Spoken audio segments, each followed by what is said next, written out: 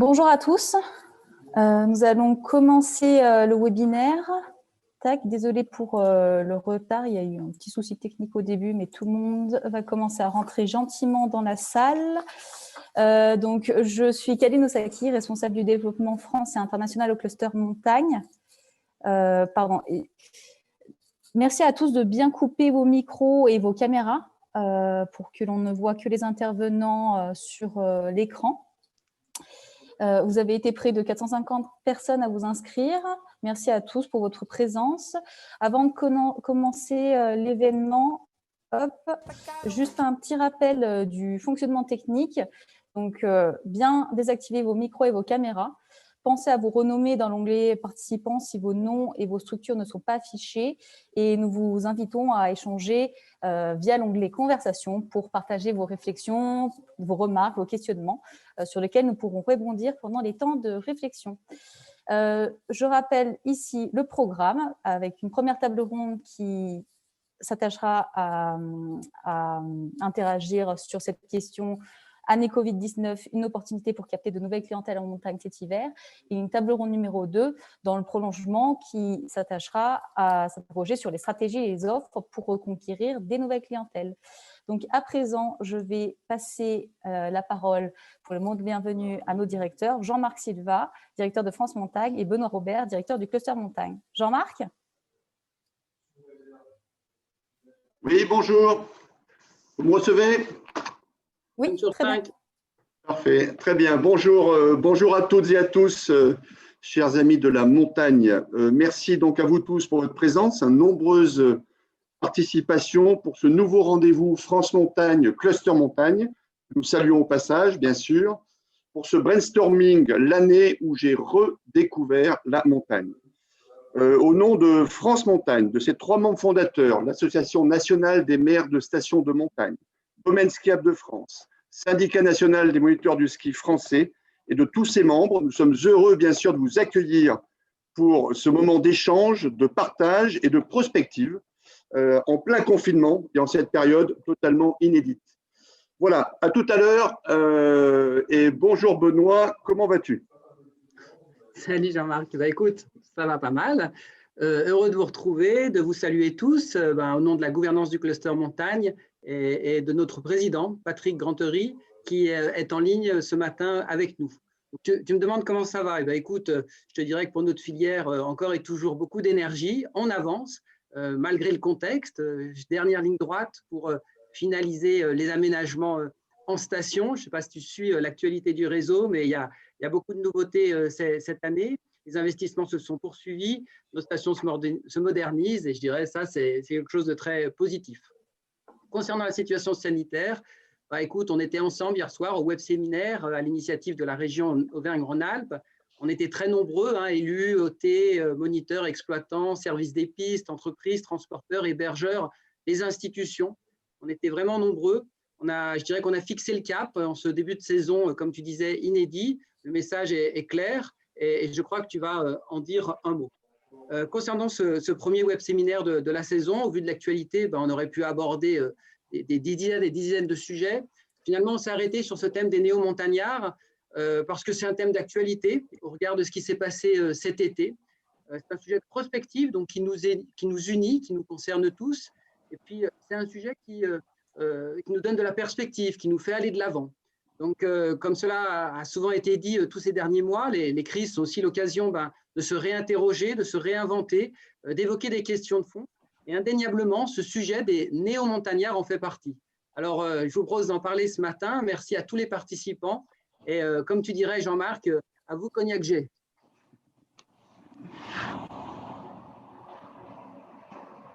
Très bien, merci Benoît. Je vous propose quelques éléments de contexte en cette période inédite. Avant de rentrer dans le sujet qui nous intéresse ce jour, nous devons bien sûr de vous donner ces éléments de contexte. La montagne française se prépare et sera prête à accueillir ses clients dès que les conditions sanitaires le permettront, dès que les feux passeront au vert. Tout est mis en œuvre par les acteurs de la montagne française pour ce faire. France Montagne et ses co-signataires ont créé une infographie traduite en 10 langues maintenant pour bien expliquer le parcours client cet hiver en station avec ces bonnes nouvelles.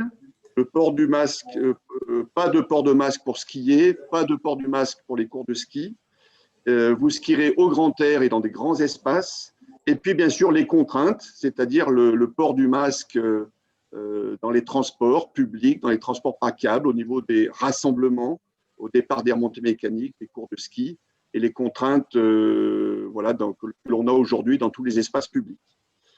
L'Association des maires de stations de montagne, donc présidée par Jean-Luc Bock, a sorti son guide sanitaire face au Covid à l'attention de tous les maires de stations pour anticiper les différents scénarios possibles. L'État devrait prochainement valider le futur protocole sanitaire par rapport aux stations où nos institutions et syndicats professionnels ont œuvré aux côtés de Monsieur le Préfet de Savoie, coordinateur général. Les Coupes du Monde se préparent. Tant à Val d'Isère qu'à Courchevel, à Val Thorens, à Chamonix. Le froid s'installe, la neige est annoncée. Donc, c'est dans ce contexte inédit que nous devons bien sûr d'être solidaires, responsables, proactifs, volontaristes et toujours positifs. Nous œuvrons sereinement à l'ouverture de nos stations dès que possible. Et c'est justement dans cet esprit que nous allons échanger ce matin. Pour pouvoir réaliser, compte tenu des circonstances, la meilleure saison possible. Donc, nous aurons une baisse de la clientèle internationale, à nous tous d'inviter, d'inciter la clientèle française à venir cet hiver là-haut. Voilà, ce mot de contexte, je vous propose d'enchaîner et de passer ensuite aux tables rondes. On reste bien sûr à votre disposition aussi à travers le chat.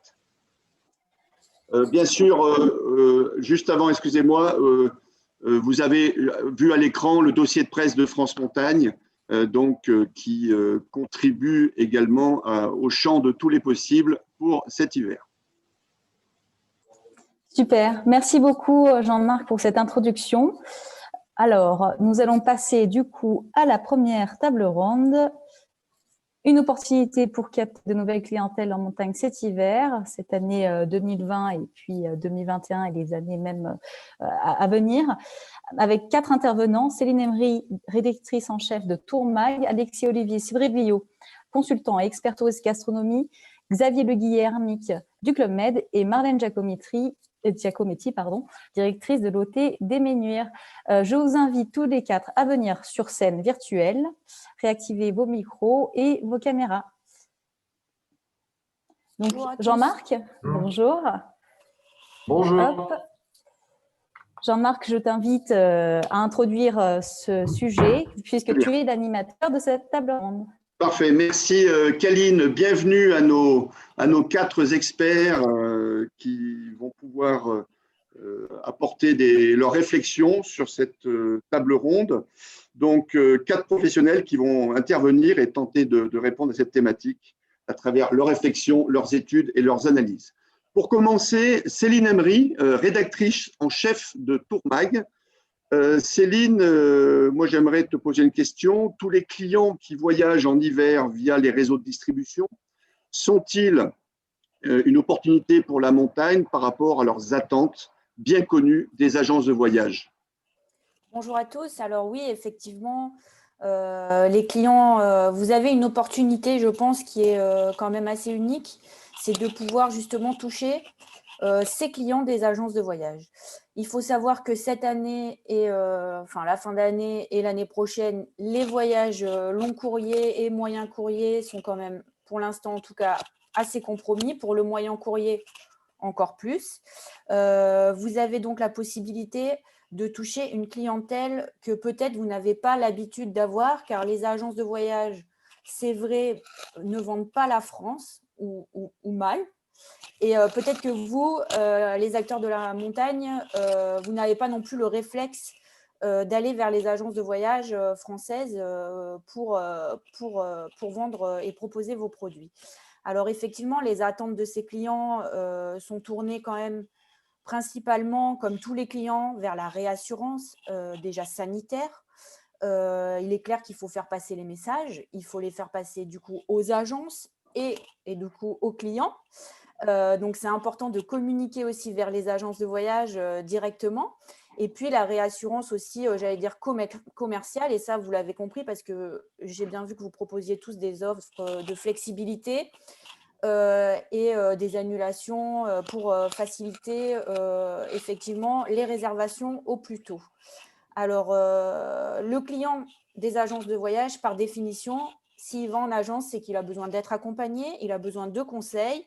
Donc, c'est vrai que la réassurance, c'est quand même très important pour lui.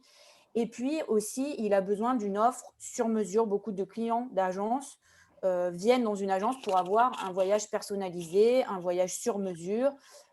C'est vrai que les produits packagés, on peut plus facilement les acheter seuls, même à travers des sites internet, même si ce sont aussi des agences de voyage.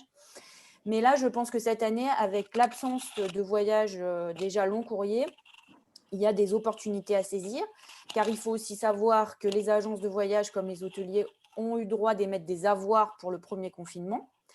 Donc, ces agences sont en possession de plusieurs centaines de millions d'avoirs, d'euros, d'avoirs de clients, qu'il va falloir convertir en voyage à un moment donné. Et donc, si cet été, les agences de voyage avaient encore de l'espoir de pouvoir les reconvertir vers des voyages à l'étranger, là, on voit que ça va être compliqué sur 2021.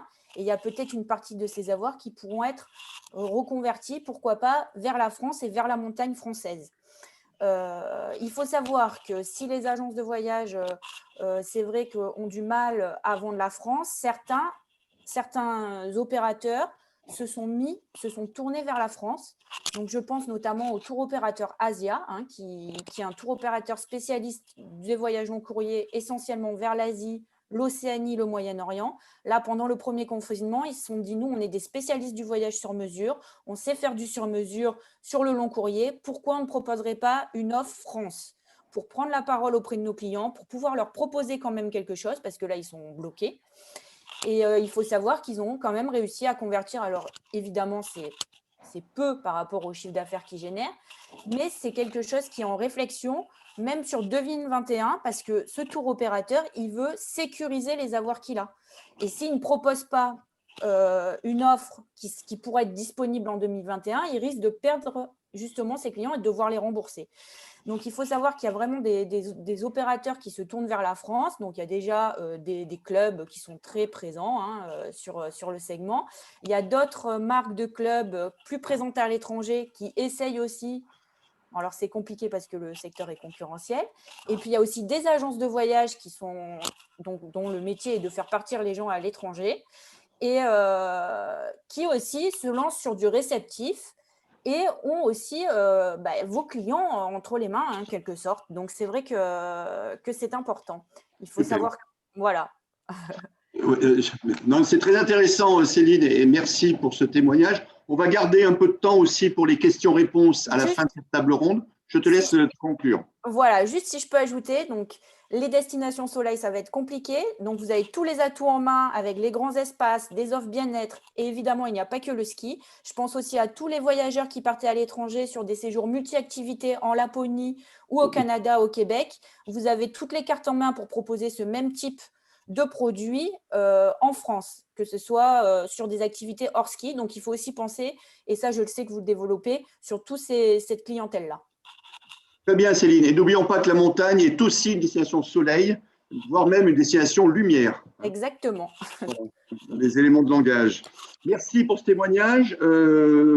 J'aimerais maintenant donner la parole à un autre expert, Alexis Olivier Sbriglio, consultant en communication, expert en tourisme. Alexis, nous avons plusieurs fois évoqué le goût de la France, comment redonner le goût de la France au plus grand nombre. Penses-tu que la montagne française est adaptée pour répondre aux attentes des Français en ce sens? Alexis, à toi. Bonjour Jean-Marc et bonjour à vous tous. C'est vrai que c'est une occasion inespérée de retrouver nos clientèles françaises, de leur redonner ce goût de la France. Puis c'est quand même aussi une occasion inespérée de se retrouver entre nous. Moi, je souhaitais vraiment vous remercier tous, car dans ce que je lis, de ce que je vois, il y a une vraie cordée de la montagne française, que vous soyez journaliste, station, et évidemment toutes celles et ceux, les moniteurs, les remontées mécaniques, le cluster, France Montagne.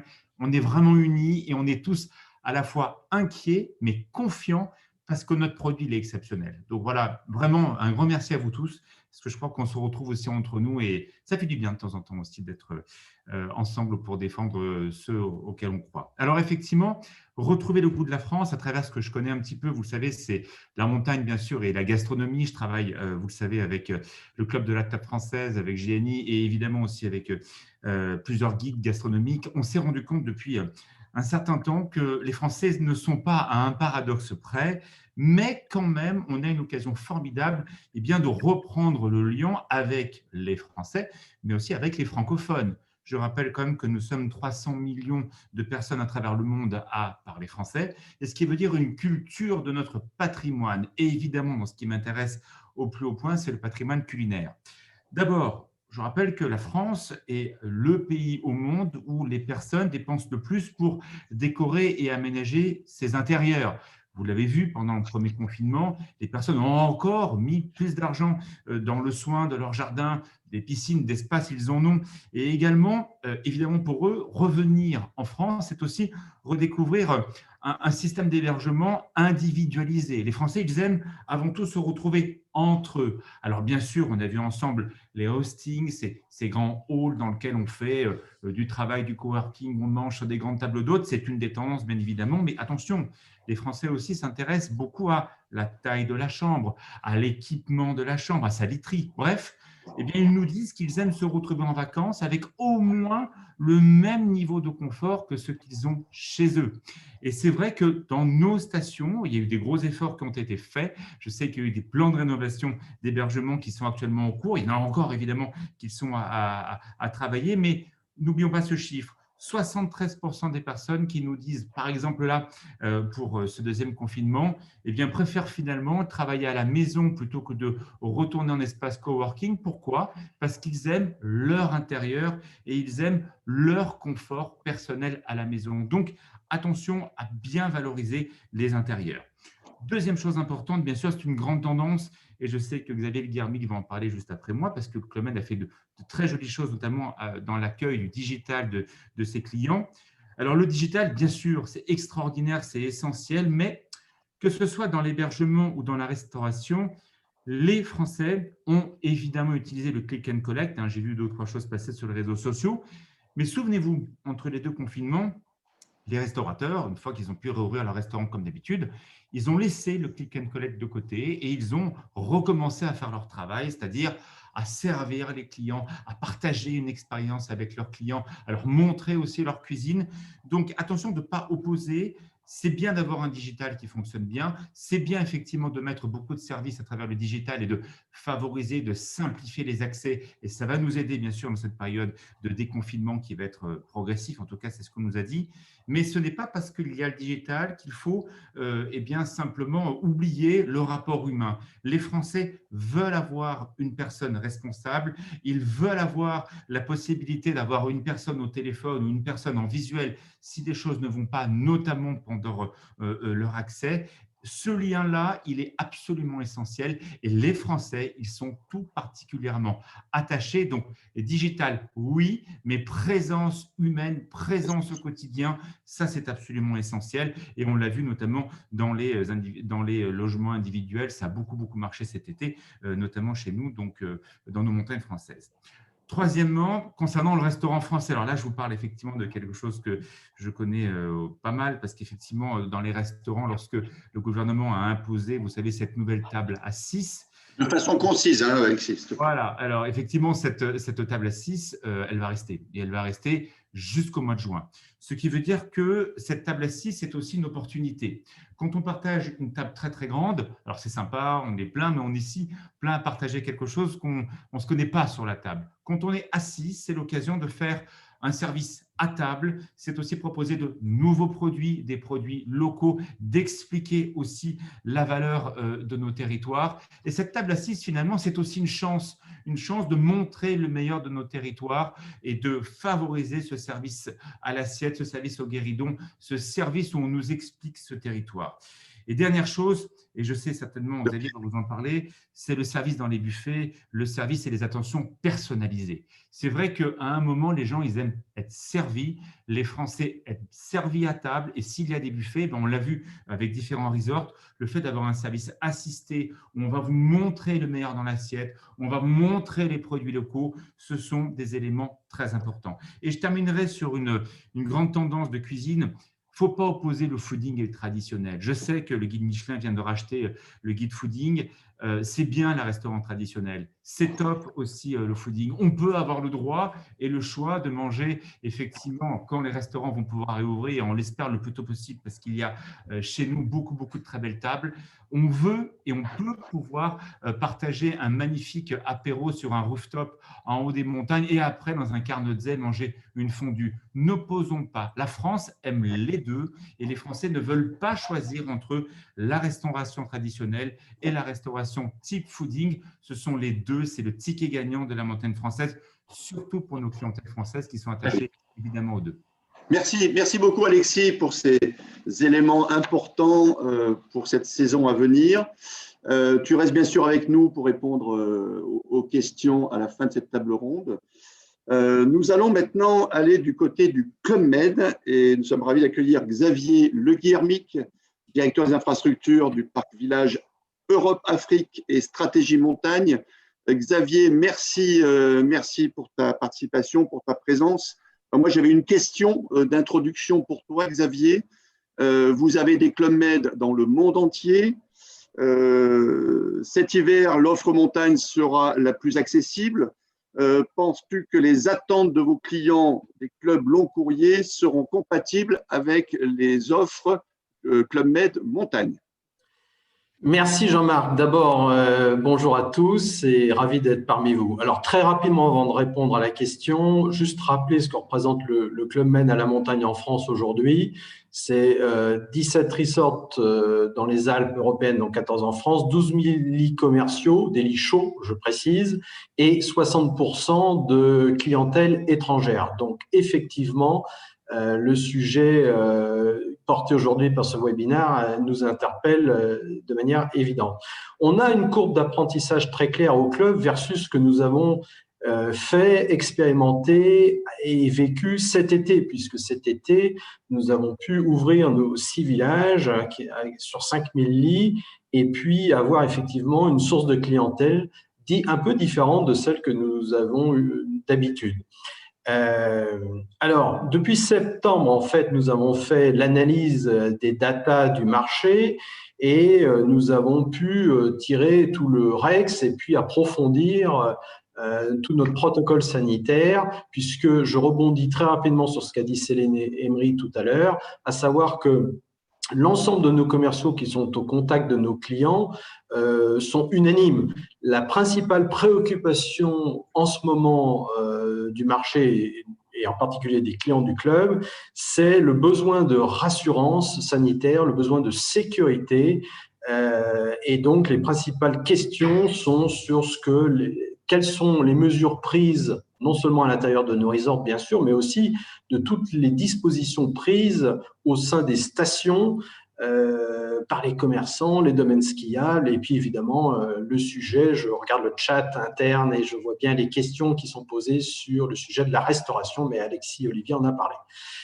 Alors, pour revenir concrètement sur la question des nouvelles clientèles, bien sûr, comme beaucoup d'opérateurs cet été, nous avons identifié plusieurs opportunités.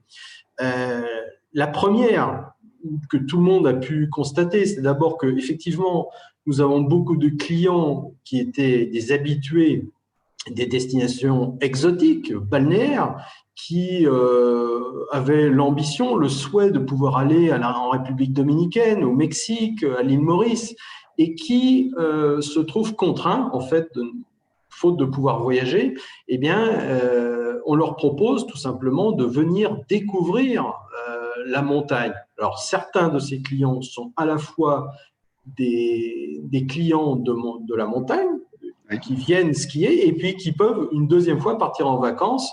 Vous pouvez venir à la montagne à Noël, puis aller au soleil au mois de février, ou l'inverse. Et alors, ces clients, mais il y a aussi toute une frange de clients qui ne fréquentent pas du tout la montagne parce que ce n'est pas son habitude et qui sont directement sur ce créneau-là. Donc, c'est une clientèle, évidemment, qu'on va chercher à fidéliser et à capter à condition de bien la conseiller. C'est une clientèle haut de gamme, exigeante et qui a besoin d'un conseil personnalisé sur la bonne destination, le bon resort, le bon domaine skiable. Donc là, nos commerciaux sont très centrés là-dessus. Alors, ce n'est pas la seule piste. Nous savons aussi, je rappellerai une donnée fondamentale du marché, qui est que 8 à 10% aujourd'hui des Français sont considérés comme des skieurs, c'est-à-dire qu'ils viennent au moins un hiver sur deux à la montagne. Alors, c'est à la fois peu et beaucoup, mais ça a aussi un formidable champ d'opportunités pour tous les opérateurs, tous les hébergeurs, d'accueillir ou d'inciter toute une frange de Français qui ne sont pas habitués à venir à la montagne, qui ne connaissent pas ce milieu, qui en ont potentiellement envie, mais qui sont peut-être dissuadés d'habitude par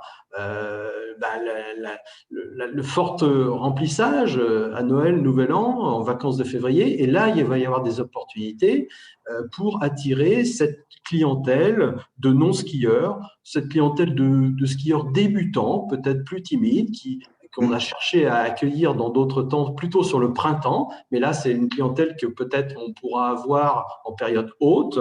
Et on a développé d'ailleurs pour ça un petit package qui s'appelle Snow Motion, une offre vraiment destinée à cette clientèle de skieurs débutants qui ne souhaitent pas forcément skier 5 heures par jour, mais en ski plaisir plutôt qu'en ski performance. Et voilà. Très rapidement encore, on a aussi une clientèle haut de gamme, je l'ai dit, et notre produit Chalet répond parfaitement à ça, puisque dans cette période de confinement un peu contraint, c'est aussi un produit qui se prête très bien à ça. Et puis, je pourrais en finir aussi sur la clientèle qui souhaite mixer le travail et le plaisir. On voit bien que cette période de confinement fait que les gens travaillent chez eux en télétravail, mais ils ont aussi émis le souhait de pouvoir travailler avec tout le dispositif digital numérique nécessaire sur leur lieu de vacances. Donc, accueillir des skieurs l'hiver, bien sûr, mais en transformant nos locaux, nos structures d'accueil, avec des salles de travail totalement équipées pour que les gens puissent se connecter à leur business le matin avant de partir skier ou le soir en rentrant, tout en passant d'excellentes vacances. Donc, il y a des champs d'opportunités importants sur des clientèles très nouvelles. Voilà. Très bien, super. Merci Xavier pour cet éclairage. Bien sûr, tu restes également avec nous pour ce temps de questions-réponses. Nous allons maintenant prendre de la hauteur et aller au Ménuire rencontrer Marlène Giacometti, directrice de l'Office du tourisme. Donc Marlène, je suis à l'écran, très bien. Marlène, forte de votre expérience au Ménuire cet été avec l'accueil de nouveaux montagnards, comment avez-vous analysé leurs attentes? Sont-elles compatibles avec nos offres actuelles? Marlène, à toi. Salut Jean-Marc, bonjour à tous. Alors, avant de parler effectivement des nouvelles clientèles potentielles pour cet hiver, l'idée c'est de jeter un petit coup d'œil quand même dans le rétroviseur et de tirer quelques enseignements de ce qui s'est passé cet été. Donc, de nombreux acteurs de la montagne ont bien constaté une forte progression de fréquentation à 2 chiffres, notamment au mois d'août, qui a été quasi record. Fait remarquable et intéressant, le chiffre des nuitées, qui est un peu l'indicateur classique de performance, il a été complété et enrichi par des retours enchantés de nos socioprofessionnels, de nos stations, parce que les restaurants ont été complets le soir, parce que les activités type rando glaciaire, VTT électrique ont été plébiscitées, et donc au final une saison estivale qui a fait l'unanimité avec des clients consommateurs bénéficiant d'un pouvoir d'achat vraiment supérieur à celui de d'habitude. Donc la question, c'est évidemment qui sont ces clients. Alors je vais enfoncer des portes ouvertes. Kaline, peut-être que tu peux afficher la lettre que j'ai reçue d'une propriétaire, si tu l'as. C'est un petit extrait, vous pouvez la lire. La bonne surprise, elle est évidemment venue des propriétaires qui n'avaient pour certains jamais mis les pieds à la montagne. C'est l'exemple de la lettre que je vous ai mis, vraie lettre reçue par courrier, ce n'est pas un mail. Donc, les propriétaires qui avaient investi pour l'hiver et venaient en hiver, ils ont découvert la destination montagne été par contrainte, d'impossibilité de voyager à l'étranger. Et vous voyez ce qu'elle dit, cette cliente, ils ont envie de revenir. Ils sont très contents et ils expriment de fortes exigences d'amélioration. Ils consomment toutes les activités. Le prix n'est pas un problème en soi et surprise pour moi, ce sont des ambassadeurs de l'été et de l'hiver. Et puis évidemment, donc des touristes de proximité qu'on a eu cette année de la région Auvergne-Rhône-Alpes, eux aussi consommateurs, mais je vais moins m'attarder sur eux. Ce qui est intéressant pour moi, en tout cas, c'est que dans nos bases de données clients, on a une base de plus de 250 000 clients email, il n'y avait à ce jour que 8% de clients communs, été-hiver, sur mon territoire en tout cas. Et on avait jusqu'alors opté pour une dissociation totale de nos communications et on ne parlait été qu'aux clients été et hiver qu'aux clients hiver. Et donc, le choix que nous avons fait, c'est de remettre en place ces indicateurs et puis ces espèces d'idées préconçues et on affine toutes nos communications. Et donc, ça m'amène à l'hiver. Alors, je fais un petit passage par les demandes des journalistes cette année. Ils sont nombreux à m'écouter. Vous avez tous constaté qu'on parle cette année montagne et ses secrets, montagne et ses itinéraires privilégiés, montagne et ses habitants, loin des foules. Peu de sujets vraiment ski pour moi cette année. Et puis un exemple, alors peut-être que certains journalistes se reconnaîtront, j'ai discuté avec certains d'entre eux. Voilà, on a retenu, nous, cette année, en discutant avec des journalistes, et bien finalement, comme produit, le forfait piéton Trois-Vallées et la Footmap Trois-Vallées, voilà, pour mettre en avant les remontées mécaniques comme un moyen de mobilité douce pour découvrir toutes les facettes d'un territoire. Voilà. Et donc, on arrive à cet hiver. J'essaye de tenir le timing. Les nouvelles clientèles auxquelles nous nous adressons cet hiver au Ménuire, alors je ne reviens pas sur les skieurs français et européens de proximité, ça on connaît, on sait faire, mais effectivement, comme l'a dit Xavier, les Français qui choisissent habituellement les destinations mer et soleil, donc nous on peut les cibler dans les campagnes digitales de manière très très précise, donc ceux qui partaient avant au Maroc, en Grèce ou ailleurs, et là on cible plus des voyageurs que des skieurs. Évidemment également, nous ciblons cette année des clientèles françaises que j'ai appelées pleine nature ou outdoor, qui ont des affinités, des pratiques en extérieur, mais pas forcément ski. Donc, ils font de la marche nordique, du trekking dans le dessert. Ce sont des sportifs actifs qui ont besoin de grands espaces. Et là, nous, on leur vend des activités outdoor et le ski n'est qu'une possibilité. Évidemment, les touristes de proximité, mais ça, on connaît déjà bien. Et puis, les propriétaires. J'en arrive à ma conclusion. J'ai fait un point ce matin. On n'a pas encore les résultats chiffrés pour mesurer si ça réagit bien sur ces nouvelles clientèles. En revanche, moi, ce qui est sûr, et c'est ce qui m'a manqué un peu cet été, c'est que nous sommes nettement plus structurés pour collecter, analyser les données clients de l'hiver. Et moi, je sais que pour les Ménuires, je vais pouvoir mesurer très, très finement la part de first-timers de cet hiver, de clients occasionnels ou fidèles. Et je vais pouvoir analyser si ces first-timers, ils ont la même consommation, la même pratique d'activité, les mêmes éléments de satisfaction que les autres. Et forte de ces analyses de fin de saison, on pourra en tirer des conclusions vraiment chiffrées, structurées. J'aurai vraiment de la data. C'est un peu ce qui va manquer cet été parce qu'on a été un peu pris de court, finalement. Très bien. Parfait. Merci beaucoup, Marlène, pour ce témoignage. Donc voilà, vous avez eu 4 experts dans 4 environnements différents et totalement complémentaires. Ce que je vous propose maintenant, c'est un temps d'échange. Kaline, tu nous diras combien de temps nous pouvons accorder à ce moment de questions-réponses, s'il te plaît. Voilà, mais ouais. On est un petit peu en retard, donc on aura un peu moins de temps que prévu. Mais sans doute, on peut relever une des questions qui peut être intéressante. On a parlé entre nous par WhatsApp. Jean-Marc, tu veux peut-être la partager ? Oui, une question qui est arrivée en disant est-ce que nous nous dirigeons vers une stratégie haut de gamme pour la montagne ? Voilà. Avec moins de clients. Moins de clients, synonyme de stratégie haut de gamme. C'est une des questions qui est revenue sur le chat. Marlène ? Oui, alors à ce sujet-là, pour moi, ce n'est pas encore totalement évident pour cet hiver. En revanche, je pense, pour l'instant, ce n'est pas encore chiffré, que c'est plutôt la raréfication des vols qui risque de perdurer, qui fait qu'on va avoir moins de vols pendant quelques années, vol aérien, vous avez bien compris, moins de vols pendant quelques années, la rareté va faire que les prix vont augmenter et j'imagine qu'on va avoir peut-être une sélection de la clientèle étrangère qui va se faire peut-être par le prix des moyens de transport, dû à la rareté. Voilà, c'est un petit peu ma conviction actuelle. On verra si ça se vérifie, sachant que c'est des éléments qu'on avait déjà avant le confinement. Hein. C'était des tendances qu'on imaginait, parce qu'en plus, on rajoute à la crise Covid aussi la crise environnementale. Donc, il n'est pas impossible que la montée en gamme, j'ai horreur de cette expression, mais bon, j'emploie quand même des stations, se fasse aussi ou soit accélérée par ce biais-là du trafic aérien.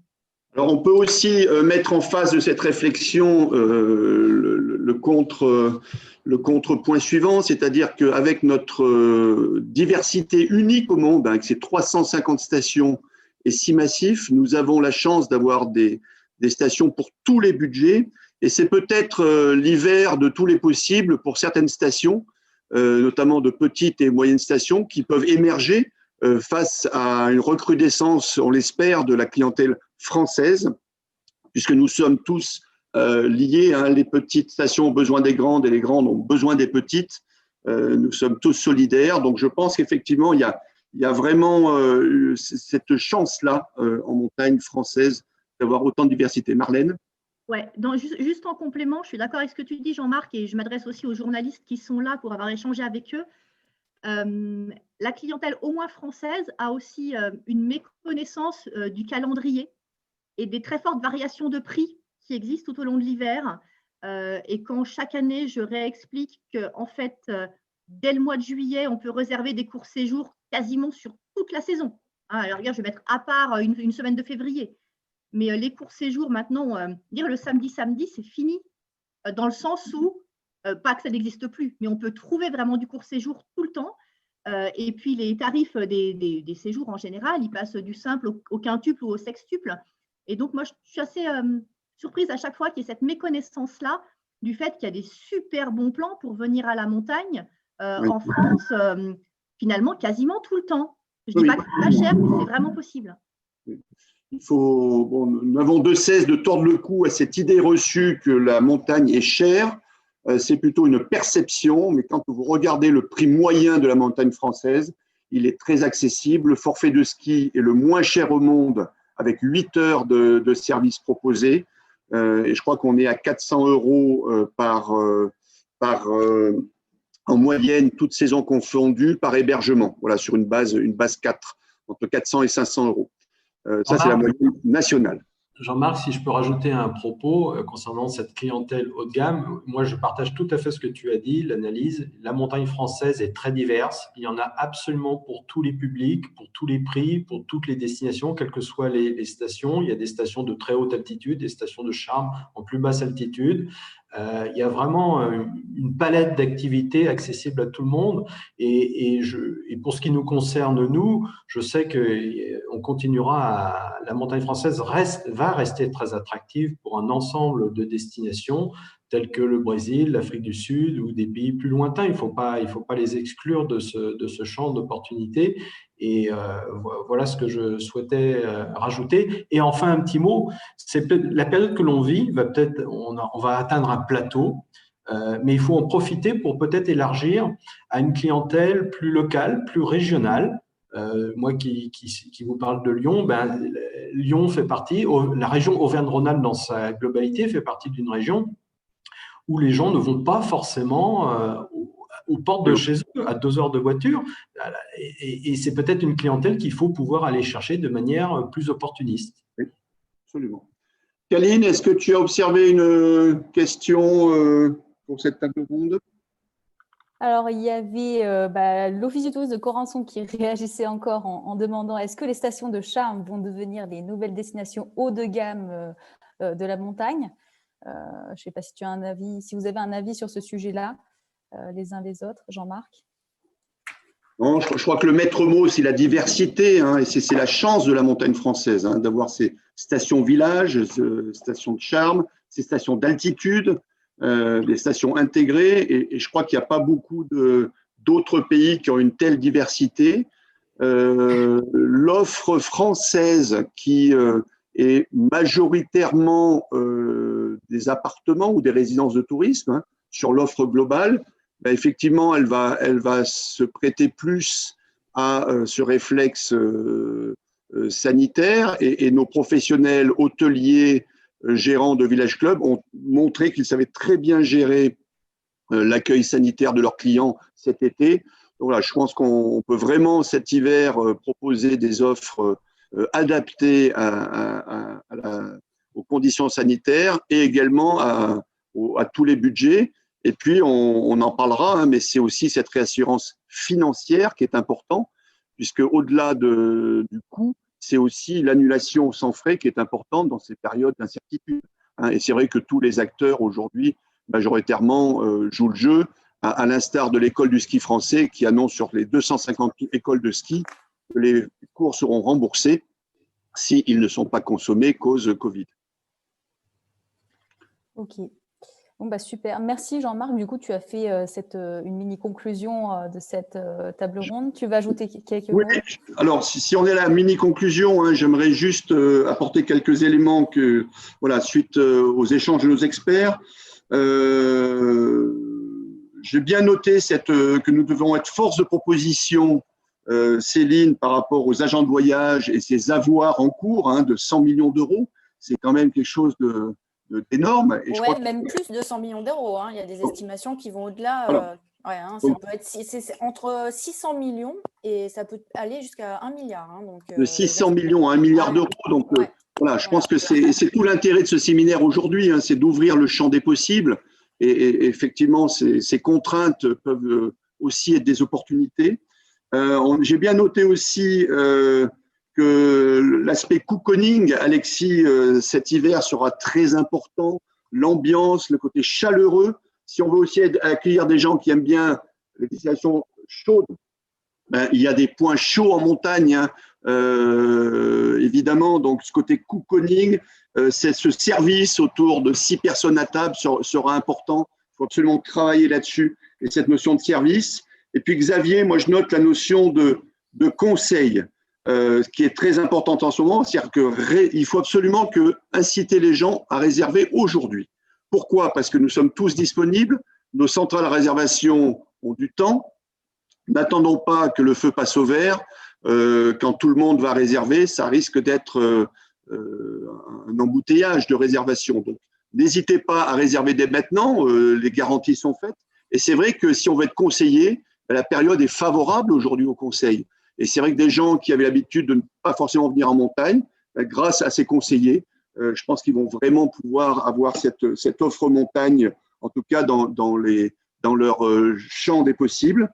Et puis, je terminerai avec ces nouveaux ambassadeurs, hein, été et hiver, que nous avons reçus pour la première fois cet été, voilà, qui vont nous faire du bien. Et puis, effectivement, un changement de cible. On va élargir, c'est qu'on va passer des skieurs aux voyageurs. Voilà. Et Marlène, j'aime beaucoup cette expression parce que le voyage, voilà, c'est quelque chose de très riche, de très large, où on peut revenir avec beaucoup d'expérience. Et je crois que la montagne française a tous ses atouts pour ça.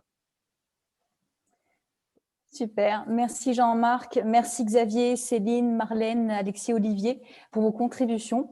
On va poursuivre sur la seconde table ronde qui est en prolongement du coup de ce que vous avez pu dire, qui s'attache à comprendre comment on peut faire, comment nos stations de montagne peuvent-elles faire, quelles stratégies qu'elles offrent, peuvent-elles mettre en œuvre pour reconquérir des nouvelles clientèles. Donc, Benoît, tu es là? Hop. Je suis là. Super. Alors, tac, je vais partager l'écran pour… Hop, vous le voyez? C'est bon? Pas encore tout à fait, mais c'est bon. Ça semble vous ne voyez pas? Non, si, c'est bon. C'est ça bon? prend un petit peu de temps. Très bien. Alors, donc, j'appelle aussi à l'écran Benjamin Munier, directeur commercial et marketing de la Sagette, Gilles Vanneul et Marie-Aude Puy, directeur adjoint de l'OT de Serre Chevalier, et Bruno Clément, directeur général adjoint de MMV. Est-ce que tout le monde est là? Vous demandez à Alexis d'enlever sa caméra. Ah, pardon. Ah oui, excuse-moi. Donc, Serre Chevalier devrait arriver. Donc, Benoît, je te laisse introduire la table ronde. Merci Kaline. Voilà, comme cela a été dit, on a quand même eu un constat sur cet été 2020. C'est l'ensemble de ces néo-montagnards, hein, ça a été évoqué à plusieurs reprises. On a même essayé un peu de le chiffrer, hein, Mont Blanc ou d'autres opérateurs G2A ont à peu près. En fait, on s'entend globalement pour ce mot de 30% de primo-accédants à la montagne sur cet été. Donc, c'est un constat partagé. On en avait parlé lors de nos web séminaires précédents. C'est un fait qui était pressenti, mais je dirais peut-être pas à ce niveau, et on a tous été surpris. Ce que l'on sait depuis de nombreuses années à travers les différentes enquêtes, que ce soit en France, mais également à l'international, c'est que de manière générale, il y a un coefficient de sympathie pour la montagne qui est extrêmement important, et de tous les publics, pour différentes raisons. Ça serait d'ailleurs intéressant de développer ce sujet-là, mais ce sentiment positif, ce dont on ressent, c'est que finalement, la problématique, c'est cette transformation entre ce sentiment positif et finalement le fait de partir effectivement sur la destination. Alors, on a vu qu'à travers la crise sanitaire, finalement, ce passage à l'acte avait été facilité. On pourrait également étayer toutes les raisons, l'image de nature, les grands espaces, les frontières fermées, la proximité et autres. Mais c'est vrai que c'est ce passage à l'acte, finalement, qu'aujourd'hui, il faut rechercher à travers ce sujet des néo-montagnards. Donc, on a eu une fréquentation importante, mais ça a également été dit lors de la table ronde précédente, un niveau de satisfaction qui était particulièrement élevé. C'est-à-dire qu'on pouvait s'attendre à ce qu'il y ait une certaine déception ou autre, et finalement, ça a été tout bien le contraire, et on a même des personnes qui venaient à la montagne l'hiver, qui avaient leur résidence secondaire et qui ont redécouvert la montagne l'été.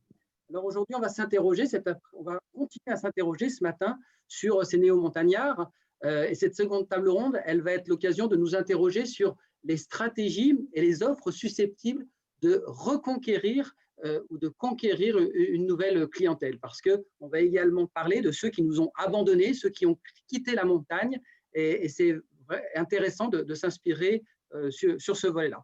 Donc, dans un premier temps, ce que je vous propose, c'est d'écouter plusieurs témoignages d'acteurs qui sont particulièrement investis sur ce sujet-là. Et puis, dans un second temps, continuer à être actif sur le chat. On a intitulé notre événement brainstorming ou remue-ménage, si vous voulez. Donc, l'idée, c'est qu'il y ait vraiment un partage d'informations entre nous. N'hésitez pas à interagir, à poser vos questions, vos remarques, vos témoignages, pour que l'on puisse en discuter à la suite de ces échanges. Donc, pour commencer, je propose d'ouvrir cette table ronde avec la station des Jets en Haute-Savoie. Benjamin, voilà, tu es le directeur marketing et commercial de la Sagette. Tu vas nous rappeler brièvement qui est l'entité Sagette, et puis ensuite nous indiquer quelle est la stratégie de la Sagette et plus globalement des Jets concernant ces néo-montagnards et la saison à venir. Je te laisse la parole, Benjamin. Oui, bonjour Benoît, bonjour à tous. Oui, la Sagette, donc c'est la SEM qui est responsable de l'exploitation des remontées mécaniques, mais aussi des activités de loisirs de la station des Jets. Voilà, juste pour rappeler, dans cette période anxiogène, que nous, on est résolument optimistes au Jet et dans les portes du soleil sur l'hiver à venir. On pense, comme ça a été très bien dit dans la première table ronde, qu'il va y avoir un afflux de personnes cet hiver, une consommation française, locale, avec des gens qui ont un besoin de soleil, d'air pur, après avoir été reconfinés. Et voilà, tout l'enjeu, c'est vraiment de comment on s'adresse à ces personnes qui découvrent ou redécouvrent la montagne. Nous, on voit trois pistes là-dedans. La première, c'est bien sûr, il faut continuer à capitaliser sur notre activité phare qui est le ski. Plus que jamais, ces personnes, ces néo-montagnards, il va falloir leur communiquer la bonne offre au bon moment et bien ciblée sur eux.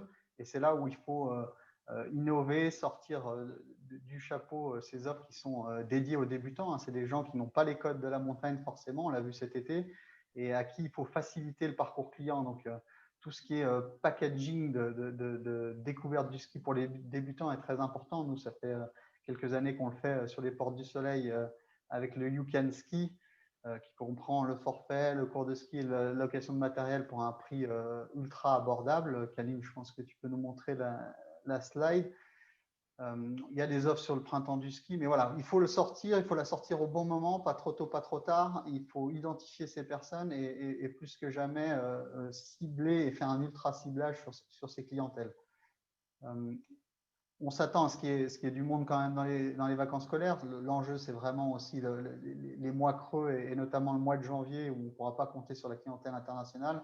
Là, il va falloir être très tactique et essayer de ne pas se faire une guerre des prix entre les stations, mais plutôt, nous, dans l'idée, c'est de proposer plus dans nos packages. Voilà, donner pour le prix existant, rajouter que ce soit la luge sur rail, la tyrolienne ou d'autres choses comme ça pour gonfler le package et attirer de cette façon-là sans dégrader le prix et dégrader l'expérience. Voilà. Le ski, ce n'est pas simplement la seule porte d'entrée. Hein. On a vu, autant l'été en montagne, c'est facile d'y monter, il n'y a pas de barrière à l'entrée. Sur l'hiver, il faut peut-être activer un deuxième levier et ça va être le deuxième point. Il faut proposer de façon innovante et ambitieuse des activités hors ski. Nous, on a lancé cet été une activité intitulée Alta Lumina. Si vous n'en avez pas entendu parler, c'est un parcours nocturne enchanté en forêt, une véritable première en Europe. Et les résultats sont juste impressionnants sur une activité qu'on a lancée pendant le Covid. On n'y croyait pas nous-mêmes. On a pensé la retarder, mais non, c'est le bon moment. Les gens ont besoin de ces expériences hors ski. On a des résultats, on a fait plus 30% par rapport à ce qu'on avait prévu sur cette activité, alors qu'on avait une jauge à moins 50% à cause du Covid. Ce n'est pas simplement l'afflux du mois d'août. Hein. Il y a eu à la Toussaint un vrai engouement pour cette activité. Il y a des hôtels qui ont réouvert sur la destination. Il y a des soirs où on ne pouvait même pas manger au restaurant Auget puisque c'était complet à la Toussaint, ce qui est juste inimaginable et qui était inimaginable jusqu'à maintenant. Et voilà, c'est une clientèle de proximité. Il y a une clientèle de proximité qui est non habituée à la montagne. Il ne faut pas croire que dans nos bassins de population, à 1h30, 2 heures de montagne, tout le monde pratique la montagne. On s'en est vraiment rendu compte avec des cas concrets de gens qui venaient en petit t-shirt et en sandales faire cette activité de nuit le soir à 22 heures en montagne et qui disent « Ah oui, il fait un peu froid l'été à la montagne. » Donc, c'est là où on s'est rendu compte que les gens n'avaient pas les codes et ne nous connaissaient pas. Quand on a fait les enquêtes de satisfaction, 60% des visiteurs venaient de l'extérieur de la station et n'avaient pas prévu de venir en station, mais sont venus exprès pour ça. Et parmi eux, 10% ont réservé une nuitée d'hébergement juste pour faire l'activité. Donc, voilà, il y a une vraie attirance pour… Dès qu'il y a de la nouveauté, de l'innovation, c'est super important et ça génère aussi un trafic qui est complémentaire au ski. Je crois que là, sur cette activité, si on évalue un peu les facteurs de succès, c'est une activité à l'année, elle est complémentaire au ski, il ne faut pas non plus essayer de se cannibaliser. Il y a des flux, on peut accepter un certain nombre de personnes et ça c'est important. On a vu trop souvent des activités qui étaient ultra limitées et qui créaient de la frustration de la part des gens qui ne peuvent pas y participer. Donc quand vous pensez à vos nouvelles activités, pensez au flux et que tout le monde puisse la pratiquer, surtout si elles sont innovantes. Et puis, voilà, il n'y a pas de barrière à l'entrée à la pratique. Il faut juste savoir marcher sur cette activité et ça cartonne. Merci beaucoup. Ouais. Voilà. Merci vraiment beaucoup, Benjamin, pour voilà, ces témoignages, beaucoup d'éléments intéressants. C'est vrai que Alta Lumina a vraiment été une expérience exceptionnelle. Bon, à titre personnel, au niveau de toute l'équipe du cluster, on a pu la découvrir le jour de l'inauguration. C'est vrai que c'est une expérience extrêmement intéressante et tous les éléments que tu as mentionnés soulignent à la fois cette capacité, cette importance d'innover et puis de se montrer qu'on n'a finalement pas de limite et qu'à travers des nouveaux services, des nouveaux produits, de nouvelles solutions, on est capable d'attirer également de nouveaux publics. Ça illustre parfaitement bien notre table ronde de ce matin. Je vous propose maintenant de survoler les Alpes du Nord très rapidement et d'atterrir donc dans les Hautes-Alpes et de retrouver Gilles et Marie-Aude. Donc, bonjour Gilles, bonjour Marie-Aude. Donc, vous dirigez l'Office du tourisme de Serre-Chevalier Vallée-Briançon. Alors, je vous donne la parole. De votre côté, quelle sera donc la stratégie pour Serre-Chevalier cet hiver vis-à-vis de ces néo-montagnards? Quels seront les segments de clientèle que vous allez cibler? Et puis voilà, partagez votre stratégie, un peu de ce que vous avez maturé sur cette thématique-là. Gilles, je te propose de démarrer. Pas de souci, merci. Bonjour à tous. On est déjà pris un axe de conduite qui était de n'être ni optimiste ni pessimiste, mais réactif pour la saison, un petit peu comme tout le monde, mais on l'a écrit, et surtout de vouloir jouer cette période collective avec non seulement les acteurs du territoire, et Marie-Rio reviendra dessus, mais également avec un agrandissant le territoire.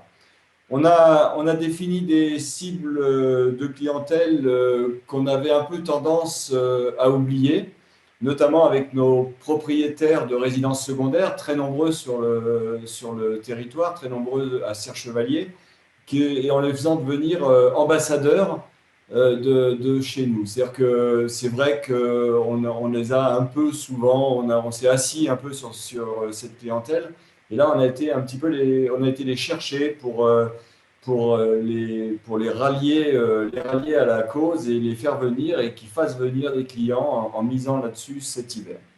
On a évidemment aussi travaillé plutôt commercialement avec les comités d'entreprise et les CSE, en incitant sur des périodes également où ils n'avaient pas l'habitude de venir, en travaillant sur des groupes de moyenne importance, voire de petite taille, pour essayer de proposer des produits auprès d'eux. Et puis, on a ciblé notre communication sur une clientèle un peu plus de proximité que d'habitude, c'est-à-dire sur le Grand Quart Sud-Est. Et comme tout le monde, et on l'a entendu plusieurs fois, on a créé notre communication sur deux choses, et notamment sur ces nouveaux skieurs sur lesquels on compte, en se disant, comme ça a été expliqué tout au long de cette visio, en disant ils sont venus pour la première fois cet été, il faut qu'ils reviennent pour la première fois cet hiver, mais comment on fait? Et on a créé un produit qui est notre fil conducteur de l'hiver, que Marie-Aude vous présentera.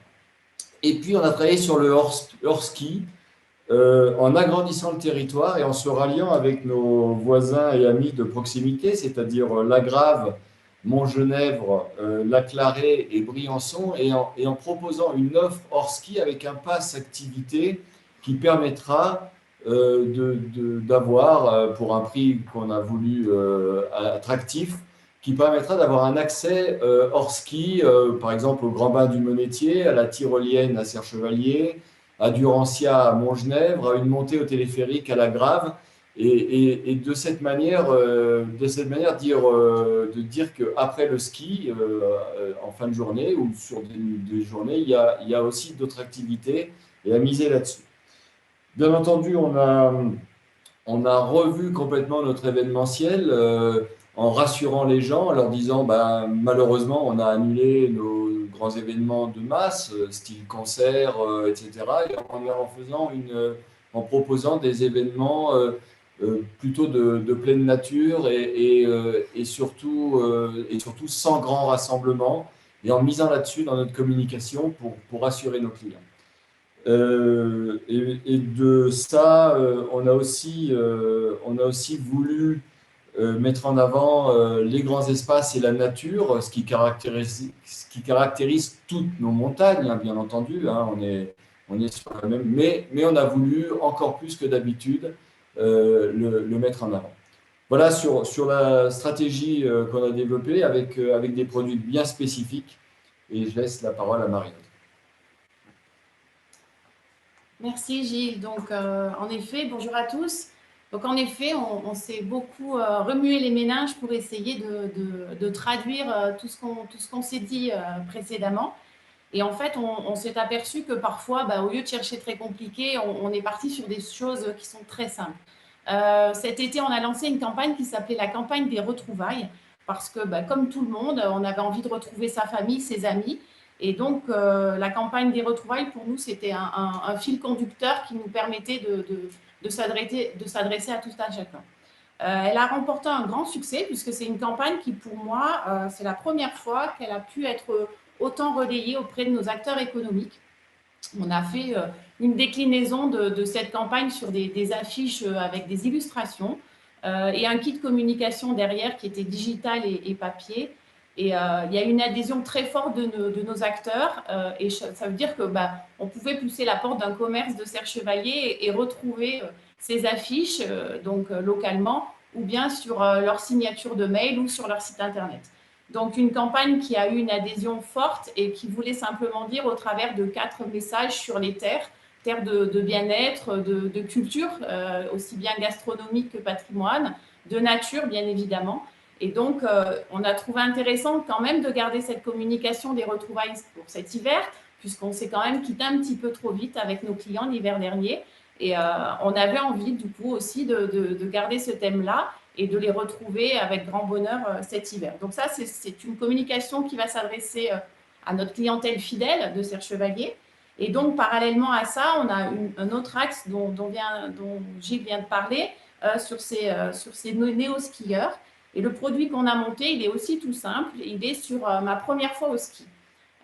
Donc, c'est ma première fois. Et cette première fois au ski, elle se décline sur un séjour de 6 jours. Et nous offrons les 2 premiers jours de cours de ski, les 2 demi-journées de cours de ski, les 2 jours de location de matériel, les 2 jours de ski pass et les 2 premiers jours d'hébergement. Voilà, donc ce produit, il va courir tout au long de l'hiver et va permettre en tous les cas à cette clientèle, voilà, de leur faire découvrir la nature et le ski, puisque ça reste quand même notre fer de lance, et avec la petite boule à neige qui est un peu cliché, mais qui va bien pour le message qu'on voulait faire passer. Donc ça, c'est notre offre un petit peu phare de l'hiver pour ces nouveaux clients qu'on a, comme vous le disiez précédemment, eu cet été et qui ont découvert notre territoire et se sont dit, tiens, pourquoi pas. Donc voilà, on a voulu quand même leur faire un clin d'œil et construire ce produit spécifiquement pour eux. Sinon, dans les tendances, et on garde toujours à l'esprit un produit et une thématique, plutôt une stratégie sur l'environnement qui nous est chère à Serre Chevalier, avec l'initiative qui a été portée par les équipes du domaine skiable sur la mise en place d'éoliennes et de panneaux photovoltaïques sur les porteurs. Très vite, on a fait un état des lieux, on s'est rendu compte que notre valeur ajoutée aussi, elle se trouvait là, puisque la nature, c'est une façon de le dire, que notre environnement, il est beau et il est préservé. Donc, on continue ce travail sur cette transition énergétique vers cette transition écologique. Donc, on rassemble un petit peu toutes les actions qui sont faites autour de ce thème-là, et on y a additionné aussi nos ambassadeurs, nos Pierre Voltier, par exemple, qui a créé aussi son association, qui va planter plusieurs arbres chez nous, les mélèzes, nos fameux mélèzes.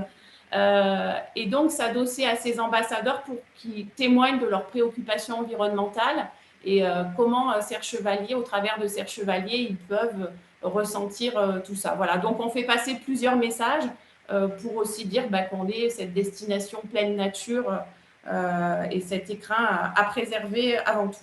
Voilà. Okay, super, merci Gilles. Voilà, donc nous avons eu le témoignage sur cette seconde table ronde d'un exploitant, nous avons eu le témoignage d'un office du tourisme. Je vous propose d'écouter maintenant un spécialiste des vacances club à la montagne avec Bruno Clément, directeur général adjoint de MMV. Donc bonjour Bruno, merci d'être avec nous ce matin. Je te laisse nous représenter pour ceux qui ne connaissent pas MMV et puis poursuivre en évoquant notre sujet du jour, nos néo-montagnards. Oui, bonjour, ravi d'échanger avec vous, c'est important de se retrouver. Donc MMV, c'est effectivement le spécialiste des vacances club à la carte et à la montagne, c'est-à-dire que chez nous, les gens ont le choix des activités dans ce qu'on propose au niveau du club. On gère 10 000 lits à la montagne qui sont répartis sur 2 gammes de produits, les hôtels clubs et également les résidences clubs. Donc les résidences clubs, c'est des résidences de tourisme dans lesquelles on propose de l'animation. Et dans les 2 cas, on est aussi spécialiste pour proposer des activités outdoor en relation avec les prestataires des stations. Donc moi, je voulais vous parler de notre offre découverte, voilà, qui est issue d'un brainstorming interne. Donc c'est vrai qu'à l'issue de l'été, on a fait plusieurs constats. Le premier, c'est qu'on avait un certain nombre de clients qui découvraient la montagne pour la première fois, dans une part plus importante que d'habitude. Une augmentation également des courts séjours et de la clientèle de proximité. Et également, on avait des distributeurs, et Céline en a parlé tout à l'heure au niveau de Tourmag, notamment les agences de voyage et les tours opérateurs qui nous ont dit « Tiens, on réfléchit à monter des offres et des produits parce qu'on se dit que peut-être nos clients qui ont des avoirs et des avaloirs ne pourront pas partir en croisière ou à l'étranger, et on aimerait proposer la destination montagne parce qu'on sent qu'il y a une attente. Donc, on a monté cette offre découverte en partenariat avec les écoles de ski, également notre partenaire Ski 7.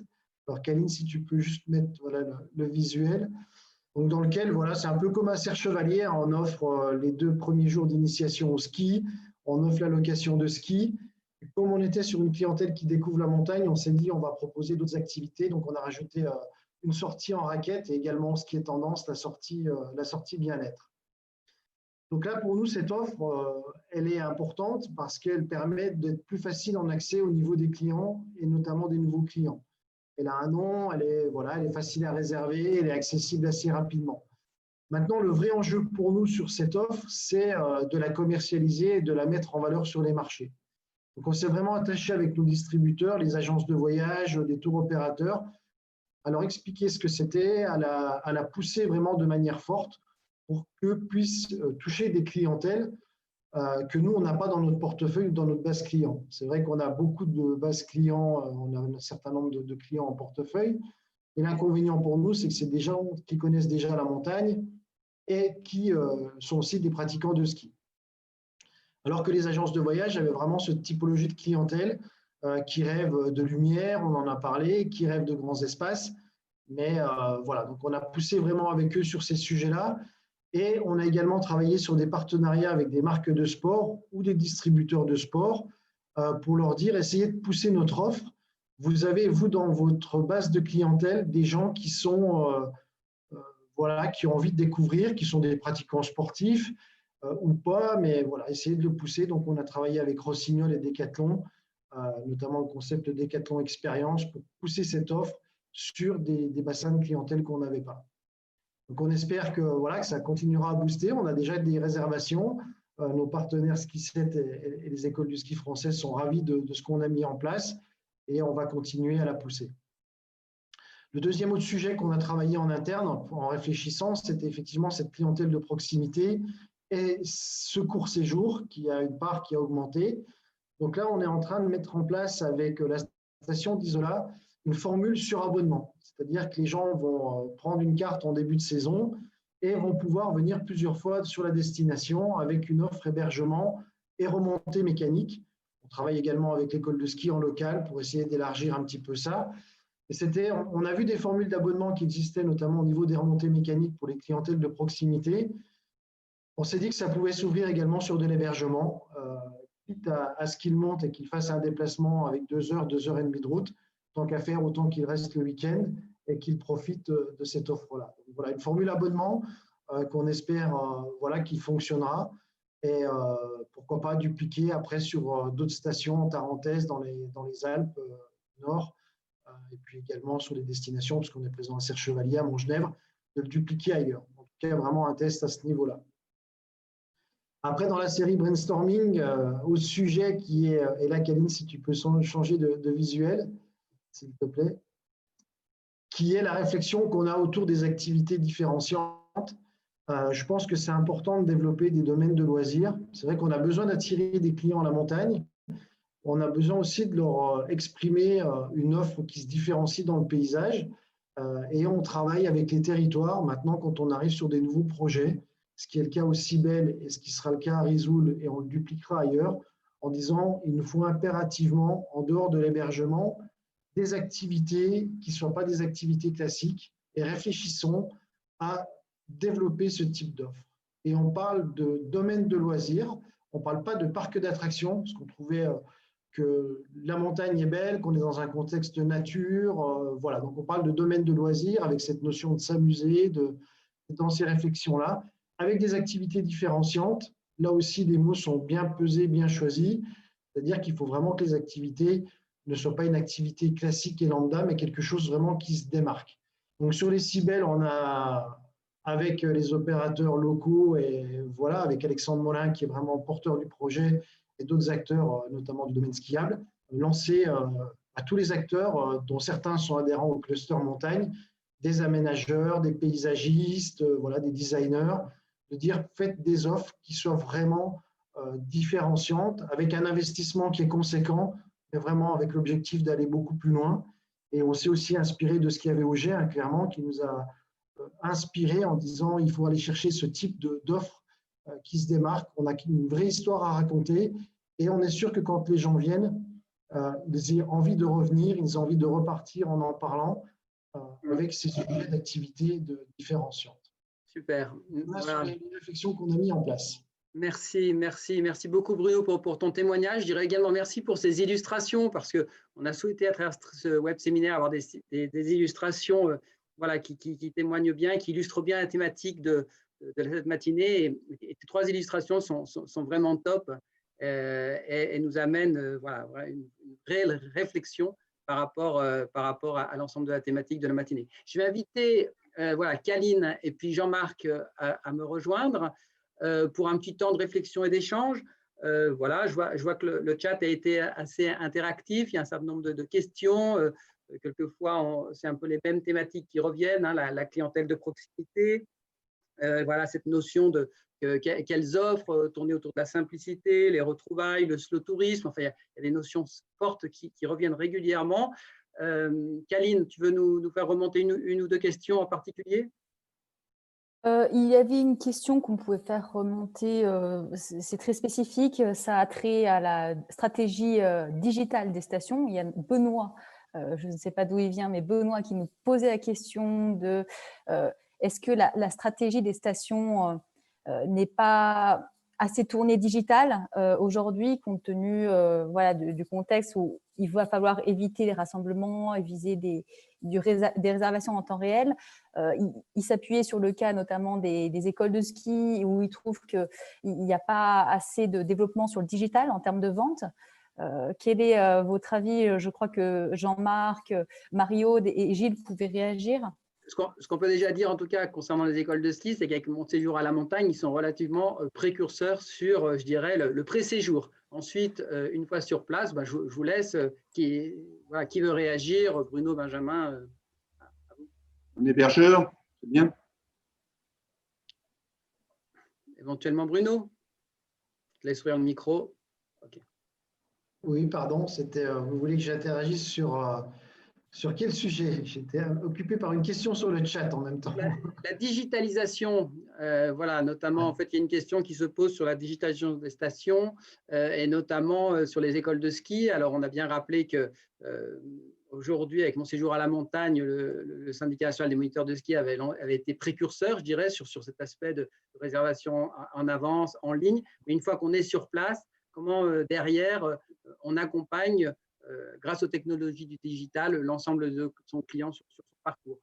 Alors, c'est vrai que chez MMV, le parcours client est très, très important pour nous. Et au-delà du parcours client, c'est aussi l'expérience client. Donc, on a tout un système de digitalisation qui existe avec des pré-réservations, des check-in qui arrivent avant, un système de pré-arrival qui permet également aux clients de s'identifier, sur lequel on pousse des offres supplémentaires pour lui faciliter la vie. Il se trouve que le Covid a encore amplifié ce phénomène-là, c'est-à-dire que nous, notre application a été développée, on avait une utilisation qui était satisfaisante, mais encore pas en grande majorité présente. Et c'est vrai qu'avec le Covid, voilà, pour limiter les contacts, on a incité les gens à aller dessus et ça facilite vraiment la vie des clients, puisque notre système permet même de déverrouiller les portes. Une fois qu'on a téléchargé certaines choses, on peut rentrer dans son appartement et passer à l'accueil après. Voilà, des choses qui sont quand même assez significatives. Et avec les écoles de ski, ça permet de mettre en valeur les offres qu'ils proposent. Et sur la digitalisation, il faut qu'on aille encore plus loin, c'est une certitude, mais après, voilà, il y a des coûts derrière et des pratiques d'utilisation qui ne sont pas simples. Et ça génère aussi, en termes de ressources humaines, d'autres compétences à former, à développer et à renforcer. C'est vrai que le Covid amène effectivement cet accélérateur-là. Benoît, si je peux me permettre, en complément du message de Bruno, de dire effectivement que tout le parcours client aujourd'hui est travaillé le plus possible de façon digitale, mais également par nos acteurs loueurs de matériel de ski pour éviter les files d'attente. C'est-à-dire qu'aujourd'hui, vous allez pouvoir faire des files d'attente virtuelles, vous serez appelé quand ce sera le moment de venir récupérer votre matériel. Voilà, je pense que c'est à l'image de ce travail-là de l'USC, où vraiment le digital simplifie effectivement le parcours client dans ces moments où il faut le simplifier. Benjamin, je te passerai la parole juste après. Et puis pour dire que sur le site de France Montagne, nous, on a mis, vous le savez peut-être, mais un moteur de recherche qui s'appelle « Comment trouver sa station idéale ». Parce que là, ce n'est pas évident, on a 350 stations et à travers un filtre de 40 questions, effectivement, on va vous orienter vers une station de charme, une station d'altitude, une station plutôt bien-être, une station plutôt grand ski. Et ensuite, vous avez le choix de trouver les offres de stations ou carrément les disponibilités en ligne des offres des professionnels avec notre moteur de recherche LVE et puis on aura, je pense, d'autres extensions à venir très vite. Juste un petit exemple, oui, pour la partie exploitant de remontée mécanique, pour pousser les gens à digitaliser, à acheter leur forfait sur Internet, on a une stratégie de pricing qui a été très claire depuis 3 ans, de faire une grille qui est moins chère, entièrement moins chère sur Internet par rapport à en caisse. Et ça a bougé les curseurs. On faisait 30% de nos ventes en ligne il y a 3 ans, on est à plus de 60% maintenant. Et avec cet hiver et l'effet Covid, on sera encore plus gros. Donc, la stratégie prix est importante et il y a des collègues de stations qui se lancent sur le dynamic pricing aussi. Tout ça va dans le bon sens et va pousser la digitalisation naturellement pour nos clients. Ok, très bien. Gilles, Marie-Aude, vous vouliez réagir au propos? Je ne sais pas si vous aviez entendu tout ce qui s'est dit. J'avais oublié dans ma liste de choses à dire, mais j'étais stressé par le temps.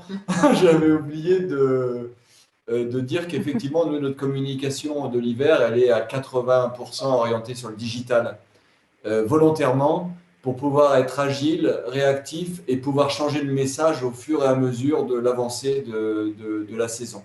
Voilà, donc c'était pour rebondir sur ce dossier communication digitale. Ok, super. Merci Bruno, merci Gilles, Marie-Aude et Benjamin pour vos partages.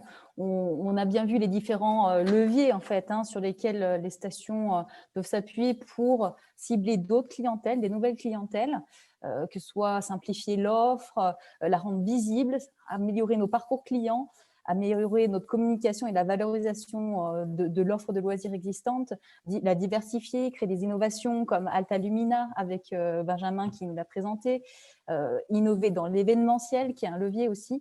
Et Benoît, tu peux rajouter aussi d'autres éléments en éléments de conclusion? Oui, merci Kaline. Effectivement, concernant ce sujet des néo-montagnards en station qu'on a abordé ce matin, finalement, je voulais vous apporter, pour terminer, un témoignage cluster montagne. Alors, comme vous le savez, ces 15 dernières années, nos entreprises qui participent à l'aménagement de nos stations françaises ont contribué en grande partie à l'aménagement de très nombreuses stations dans des pays émergents. Je prends l'exemple, par exemple, de la Turquie, de l'Azerbaïdjan, du Kazakhstan ou même de la Chine, des dizaines et dizaines de stations qui ont été aménagées sur des sites vierges à partir de rien, des stations qui aujourd'hui sont très modernes, très bien aménagées, très bien équipées. Par contre, il y avait quand même un petit problème, c'est que finalement, dans ces pays, aucune culture du ski et parfois même aucun skieur. Donc, on s'est retrouvé face à des stations ultra modernes et derrière, aucun client. Donc, la question qui s'est posée, c'est finalement comment rendre attractives des stations de ski, parce qu'on était vraiment face à des stations de ski avec des remontées, des pistes, de la neige et autres, et puis finalement pas de marché. Et on voit très bien et on distingue très bien avec le temps des stations qui sont devenues très attractives et qui aujourd'hui connaissent un réel succès, et puis finalement celles qui sont toujours aujourd'hui désertées. Et il existe, j'ai quelques exemples de stations aujourd'hui ultra modernes et qui tournent à vide malheureusement. Alors nous, nos entreprises, elles cherchent à apporter des solutions à ces stations, notamment celles qui sont en difficulté, et on a accompagné celles qui, au contraire, sont très attractives. Et je voulais vous livrer quelques éléments clés de succès par rapport à cette attractivité d'une station dans un pays où il n'y a finalement pas de skieurs. Déjà, dans un premier temps, c'est le positionnement. Ces stations, elles ne communiquent pas sur le ski. Elles communiquent sur la nature, sur le repos, sur le bien-être, la tribu, les retrouvailles, on en a parlé, les loisirs doux. Donc, c'est un point extrêmement important. Un point également important, c'est les efforts qui sont portés dans ces stations-là sur la qualité de l'hébergement. Donc, c'est vraiment des lieux de vie très agréables qui se suffisent quasiment à eux-mêmes. Et bien se rappeler que les gens sont en vacances. Dans ces pays que je vous ai cités, souvent le climat est très rude. Et donc, les gens veulent un lieu de vie avec de l'espace, du volume. Et c'est un point extrêmement important. Ce qui est très étonnant, c'est finalement la scénarisation en tout point de la féerie hivernale. C'est-à-dire qu'en fait, dans ces stations, on voit bien qu'aujourd'hui, la neige, la glace sont formidablement bien mises en valeur et à tous les niveaux. On voit des labyrinthes sous la neige, on voit des statues de glace partout, on voit des igloos, des villages de neige. C'est quelque chose qui à mon sens, peut être très important. Ce qui est important également, c'est le fait d'avoir privilégié toutes les formes de glisse sur neige et sur glace. Alors bien sûr le ski, mais la luge, le ski assis, vous voyez des solutions de type Snook. En France, on regarde ça en se posant un petit peu encore des questions, pour qui ça peut bien être. Je peux vous dire que dans ces pays-là, tout de suite, ils ont été très réactifs et c'est leur solution miracle en gros.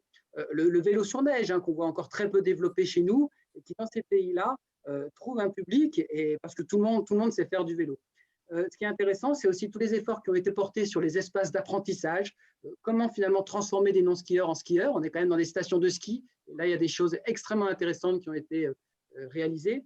Et puis ce que l'on voit bien également, c'est que tous les équipements de domaine skiable sont aussi bien accessibles et confortables pour tous les types de pratiquants, piétons et skieurs.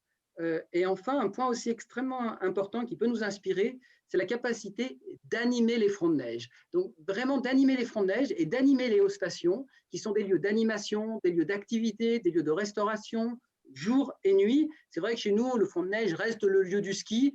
Là-bas, non, c'est le lieu des vacances, du plaisir, de l'outdoor.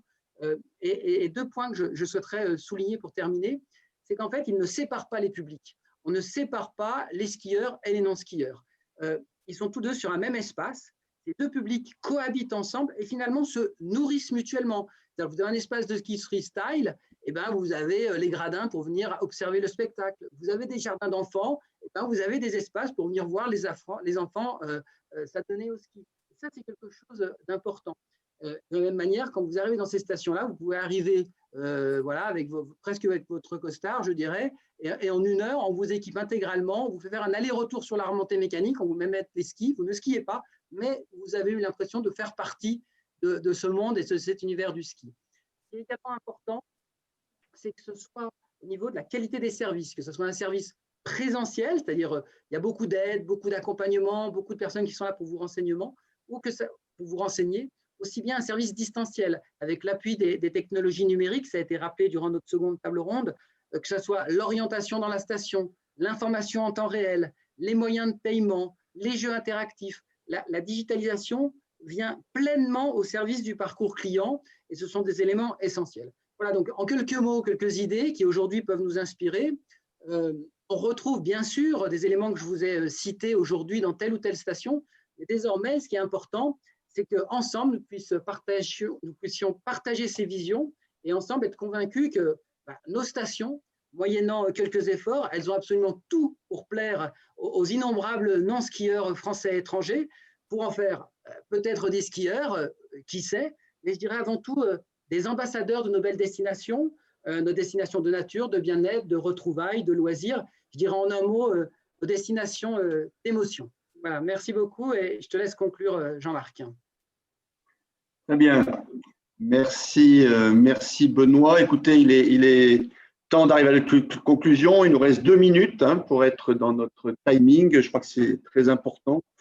Merci à vous tous, au nom de nos 3 présidents fondateurs, au nom de Jean-Luc Bock, pour les MSM, au nom d'Alexandre Molin pour Domaine Skiable de France et d'Éric Brèche pour les écoles du ski français. Merci pour votre participation, vos échanges, parce que c'était vraiment très riche et j'espère qu'on a été inspirant. Je crois que c'est vraiment le mot dans cette période qui n'est pas facile, mais qui nous motive tous. Je crois qu'on peut dire que jamais la montagne française n'a été aussi soudée par son collectif. Jamais aussi solidaire, et la montagne française, à travers ses acteurs, aujourd'hui, est force de proposition. Ça, c'est très important. C'est cette cordée aujourd'hui qui nous lie et cet esprit montagnard qui nous anime et qui fait que voilà, on reste proactif, positif et responsable. Je crois qu'il est important de continuer à travailler humblement sur 4 axes essentiels. Hein. On les a évoqués, mais je tiens à les rappeler. Le premier axe, c'est la réassurance sanitaire, hein, puisque la santé, c'est vraiment le sujet numéro 1 pour les citoyens, mais également la réassurance financière, c'est un point très important. Les gens le budget des Français a été quand même, et des citoyens a été quand même mis à mal. Donc voilà, travaillons cette réassurance sanitaire le plus possible. La simplification des offres, vous l'avez vu, elle est en route, surtout si on s'adresse aussi à des gens qui ne connaissaient pas la montagne, qui vont la découvrir. Soyons le plus simple possible.